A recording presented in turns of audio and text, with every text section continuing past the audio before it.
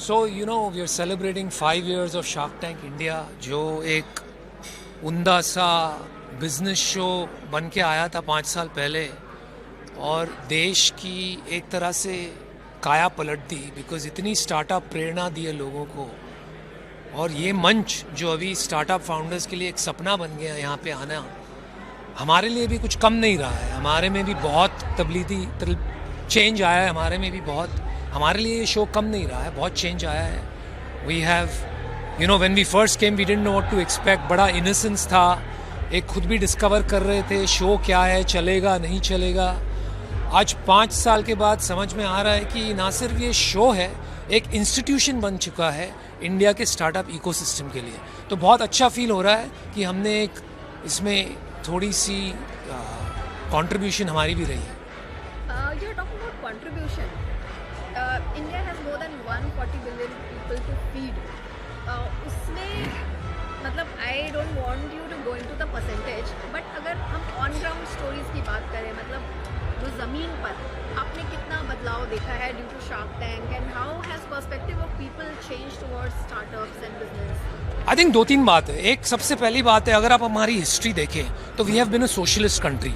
तो बिजनेसमैन को हमेशा एक सस्पिशियस नज़रिए से देखा जाता था कि मतलब बिजनेस कर रहे हैं, बड़ा काम कर रहे हैं तो कुछ तो गलत ही कर रहे होंगे, राइट?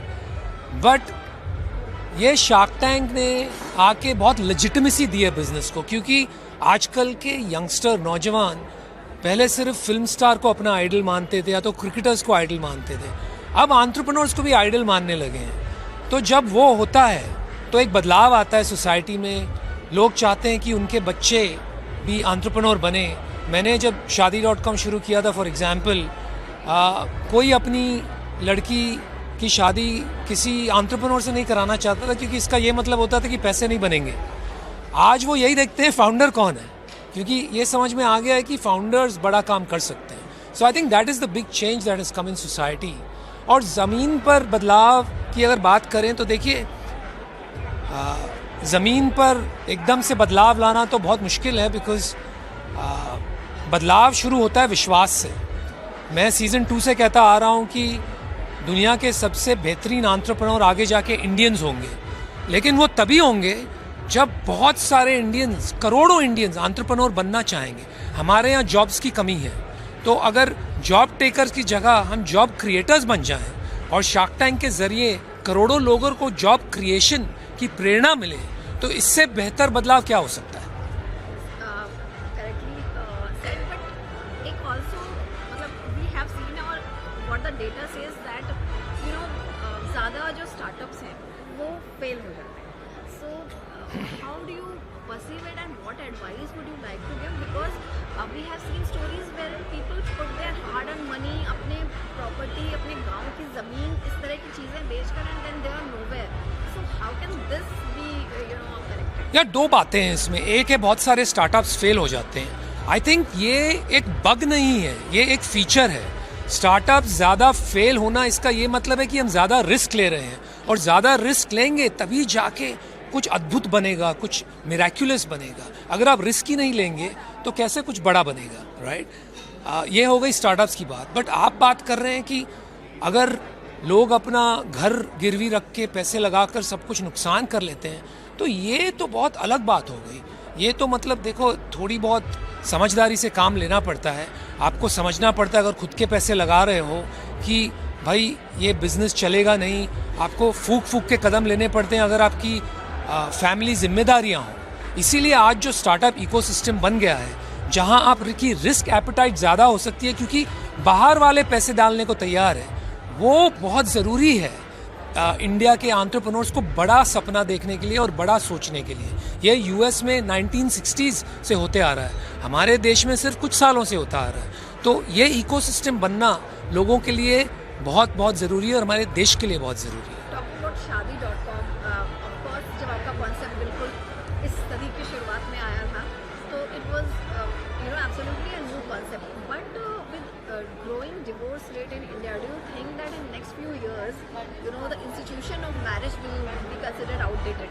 देखो ऐसा इंटरेस्टिंग है, मैं ये बातें मैं सुनते आ रहा हूँ, मैं यूएस में रहता था 1990s में और 2000s में, तब से मैं ये बातें सुनते आ रहा हूँ कि मैरिज की कॉन्सेप्ट आउटडेटेड हो जाएगी। एक्चुअली उल्टा हो रहा है। क्या हो रहा है, जितनी तेज़ हमारी ज़िंदगी हो रही है सोशल मीडिया, टेक्नोलॉजी, एआई के द्वारा, उतना ही हम थोड़ा स्थिर बनना चाहते हैं, उतना ही थोड़ा हम साइलेंस चाहते हैं, उतना ही थोड़ा हम स्टिलनेस चाहते हैं। और तो आज आप देखोगे लोग ये hookups, one night stand, situationship इतना नहीं चाहते, वो एक लाइफ लॉन्ग पार्टनर चाहते हैं। और इंडिया में marriage is not a question of if, it is a question of when, क्योंकि हमारी कंडीशनिंग है कि हमारा जीवन का थर्ड फेज होता है घर गृहस्थी। वो हम बचपन से देखते आ रहे हैं। कोई 8 साल का हो जाता है तब से घर पे बातें चल रही है कि भाई इसकी शादी कब होगी। तो ये हमारी कल्चरल कॉन्टेक्स्ट है, ये हटने नहीं वाली है। शादी.com is not for arranged marriage, it is for planned marriage. Most people जो हमारे यहाँ आते हैं एक दूसरे से मिलकर, काफ़ी बार हमारे पिताजी माताजी जैसे नहीं होता है एक बार मिले और हाँ की ना बोल दिया। उनको एक कोर्टशिप होती है और a lot of times they fall in love and get married. तो आई थिंक मिलने का जरिया बदल गया है, but marriage is for ever. अभी तो शार्क टैंक आप लोग बिल्कुल हाउस होल्ड नेम हो गए हैं। हम लोग Yeah. जो सास बहू की जो सीरियल देखा करते थे, now they all know and आप लोग को पहचानते हैं। So they are liking this kind of show, but if I ask you about you that in your leisure time what kind of show you would like to watch? यार in my leisure time honestly मैं भी इसी type के shows देखता हूँ। I watch a lot of Hollywood stuff क्योंकि मैं 10 साल वहाँ पे रहा। I watch Indian shark tank, I love US shark tank also I watch, क्योंकि यू नो दो शोज़ आर वेरी इंटरेस्टिंग और उसी फॉर्मेट पे बेस्ड है। आई वॉच सम ऑफ अभी मैं हाल ही में फैमिली मैन देख रहा था for example. Raj and DK हुआ very good friends of mine, हमने साथ में एक पिक्चर, पहली पिक्चर उनकी मेरे साथ में उन्होंने बनाई थी। So I love great creators and directors, फिर वो किसी भी देश के क्यों ना हो। So those are the kind of shows I watch as long as it's good substance.